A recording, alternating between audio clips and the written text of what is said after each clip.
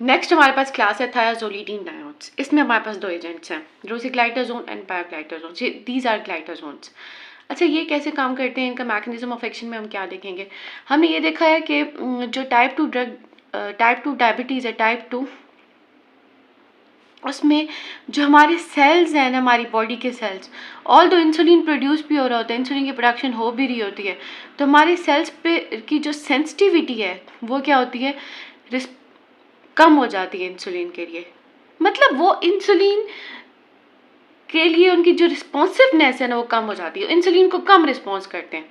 जब इंसुलिन को कम रिस्पॉन्स करते हैं तो हमारे ब्लड में ग्लूकोज का लेवल जो है वो तो इंक्रीज ही रहता है, उनका अपटेक ही नहीं होता है, सेल्स अपटेक ही नहीं करते ग्लूकोज को, क्योंकि इंसुलिन जब बाइंड करती है ना सेल पे आकर तो कोई रिस्पॉन्स ही नहीं शो होती, सेंसिटाइजेशन ही बहुत कम हो जाती है, सेंसिटिविटी कम हो जाती है।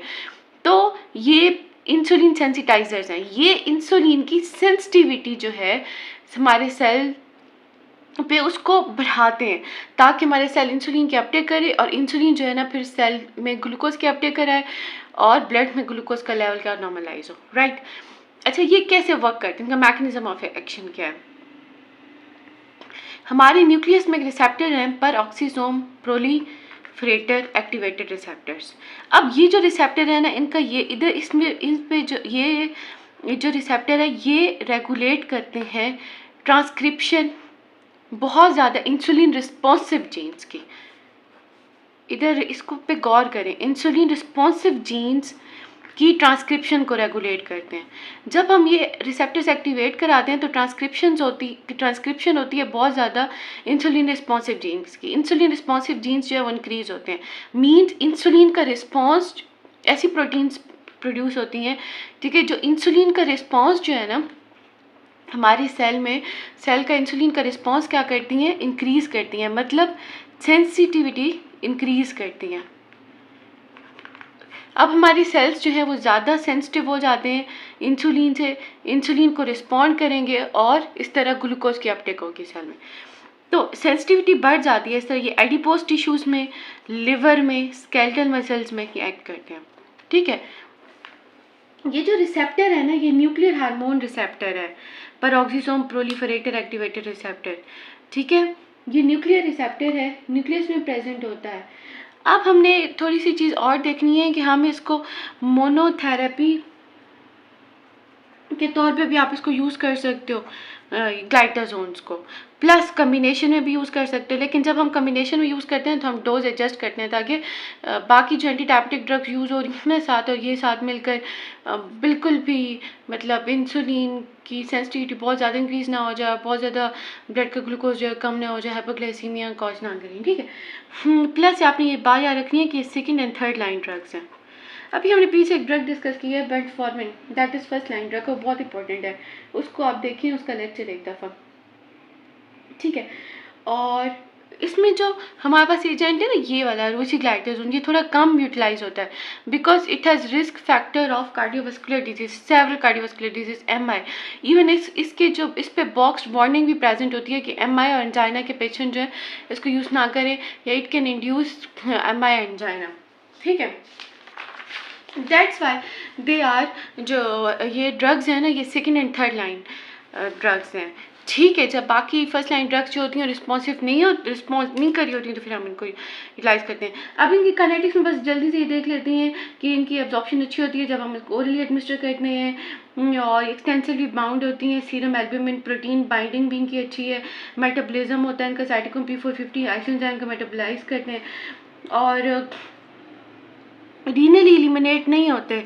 जो बायोग्लाइटाजोन है ना वो रीनल एलिमिनेशन जो है ना इसकी वैसे तो निग्लिजिबल है, और इसके जो मेटाबोलाइट्स होते हैं बाइल मिक्स किड होते हैं, फीकल रूट से एलिमिनेट आउट होती है, रोसिग्लाइटाजोन यूरिन से मतलब ये रीनल रूट से एलिमिनेट आउट। एडवर्स इफेक्ट्स में हम ये देखेंगे कि ये जो ड्रग्स हैं ना ये ग्लाइटाजोन्स, इनमें एक चीज़ जो है वो बहुत ज़्यादा कॉमन है, डैट इज लिवर टॉक्सिसिटी। तो लिवर के जो टेस्ट हैं, लिवर के जो फंक्शंस को आप मॉनिटर करके रखेंगे, LFTs बार बार परफॉर्म करना चाहिए उन पेशेंट्स का जो ग्लाइटाजोन्स की थेरेपी पे होते हैं, ठीक है। पीरियोडिकली आपने मेजर करना है लिवर का फंक्शन, प्लस ये वेट गेन कॉज कराती हैं। अब ये वेट गेन कैसे कॉज कराती हैं, क्योंकि ये सब क्यूटेनियस फैट इंक्रीज करती हैं, प्लस ये फ्लूइड की रिटेंशन भी करवाती हैं, ग्लाइटाजोन का एडवर्स इफेक्ट है इनका प्रोलॉन्ग यूज़, ये फ्लूइड का रिटेंशन भी कराती हैं। तो ये अगर हार्ट फेलियर के हम पेशेंट को देंगे ना, बिकॉज ये फ्लूइड का रिटेंशन कराती हैं, तो ये हार्ट फेलियर को मजीद वर्ड्स करती हैं, इसलिए इसको हार्ट फेलियर के पेशेंट में नहीं देते, ठीक है। या MI जिसको पहले से मतलब जिसको मायोकार्डियल इंफार्क्शन का जो पेशेंट होता है उसको बिल्कुल भी नहीं देते। ये ऑस्टियोपिनिया कॉज कराती हैं, मतलब डिक्रीज कराती हैं डेंसिटी बोन्स की जो डेंसिटी होती है ना वो कम होती है, स्पेशली वुमेन में होता है। बाकी जो पायोग्लाइटाजोन है और ये सेकंड और थर्ड लाइन ड्रग्स हैं, इनको हम बहुत कम यूज़ करते हैं जब हमारे पास कोई और ऑप्शन नहीं होता। तो पायोग्लाइटाजोन ब्लैडर कैंसर का इसमें बहुत ज़्यादा चांसेस देखने को, मतलब इसमें इसकी स्टडी ने जो की है कि ब्लैडर कैंसर ज़्यादा कॉज करती है। रोसीग्लाइटाजोन में आपको ऊपर बताया बॉक्स वार्निंग होती है कि MI इंजाइना का जो रिस्क है वो रिस्क पे आती है और वैसे भी कॉज करती है। फिर हमारे पास 5th class alpha glucosidase inhibitors, इसमें हमारे पास 2 ड्रग्स हैं, एक कार्बोज और मिगिलिटोल। अच्छा, हमने एक चीज़ देखी है कि जब ओरल इंटेक करते हैं, मतलब जब खाना खाते हैं आफ्टर फूड ओरली, तो हमारे फूड में क्या प्रेजेंट होते हैं, कार्बोहाइड्रेट्स प्रेजेंट होते हैं।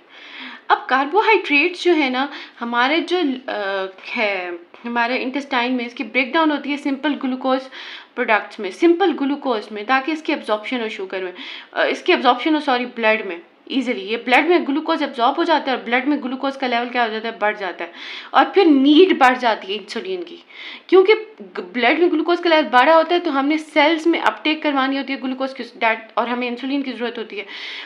तो ये ड्रग्स बेसिकली इस मैकेनिज्म पे बनी है कि ब्लड में जब हमारे कार्बोहाइड्रेट वाली हम डाइट लेते हैं तो ब्लड में ग्लूकोज का जो लेवल बढ़ जाता है, जो नीड हमें बढ़ जाती है ना इंसुलिन की इनक्री मतलब वो कम करनी है।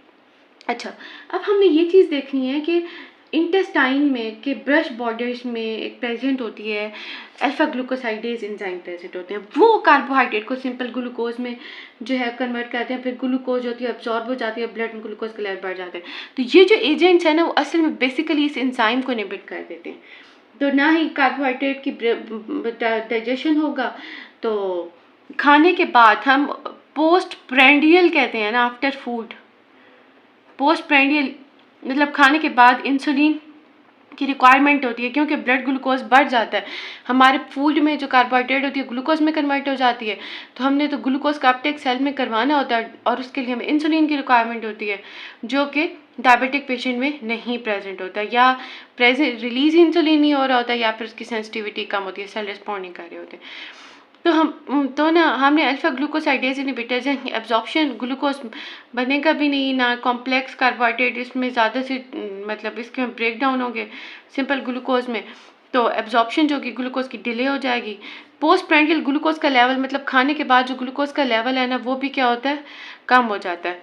तो और कुल मिला के डिमांड इंसुलिन की क्या होती है, कम हो जाती है। वैसे हम मोनोथेरेपी के तौर पे तो यूज़ नहीं करते इसको, हम ना को एडमिनिस्टर कराते हैं बाकी एंटी डायबिटिक्स के साथ ही, लेकिन हाइपोग्लाइसीमिया का रिस्क होता है। और एक और चीज़ जिसमें बहुत इंपॉर्टेंट है, अगर हाइपोग्लाइसीमिया हो भी जाता है ना, तो हाइपोग्लाइसीमिया मतलब हम इसको क्रोनिक यूज़ की वजह से इसकी हाइपोग्लाइसीमिया हो गया, बहुत ज़्यादा इंसुलिन बहुत ज़्यादा जो है ना ब्लड का ग्लूकोज का जो लेवल है वो कम हो गया। अच्छा, इन ड्रग्स में आप ये देखें ना, इन एजेंट्स में डायरेक्टली ब्लड का ग्लूकोज ही कम हो रहा है, ब्लड में ग्लूकोज का लेवल ही कम हो रहा है, ठीक है। तो ये जो ड्रग्स है ना इनका केस में हाइपोग्लाइसीमिया हो जाता है, तो ये जो है हम ग्लूकोज के साथ उस हाइपोग्लाइसीमिया को ट्रीट करेंगे, ना कि सक्रोज के साथ, क्योंकि ये बहुत इंपॉर्टेंट चीज़ है, क्योंकि ये सक्रेज को भी इनहिबिट कर देती हैं, ये ड्रग सक्रेज जो एंजाइम है ना इसको भी इनहिबिट कर देती हैं।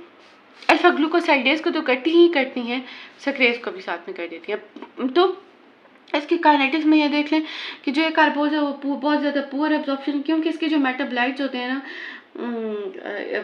मतलब मेटाबोलाइज इसके ज़्यादातर इसका मेटाबॉलिज्म इंटेस्टाइन के बैक्टीरिया कर देते हैं, और कुछ जो होते हैं एब्जॉर्ब हो जाते हैं इसके मेटाबोलाइट, कुछ यूरिन में एक्सक्रीट हो जाते हैं। मिगिलिटोल जो है उसकी बहुत अच्छी एब्जॉर्प्शन है और इसका कोई भी सिस्टमिक इफेक्ट नहीं है, ये किडनी में जो है इसकी एक्सक्रीशन हो जाती है। बाकी एडवर्स इफेक्ट्स में diarrhoea, flatulence, abdominal cramps, GIT related adverse effects हैं, और ये कॉन्ट्राइंडिकेटेड है।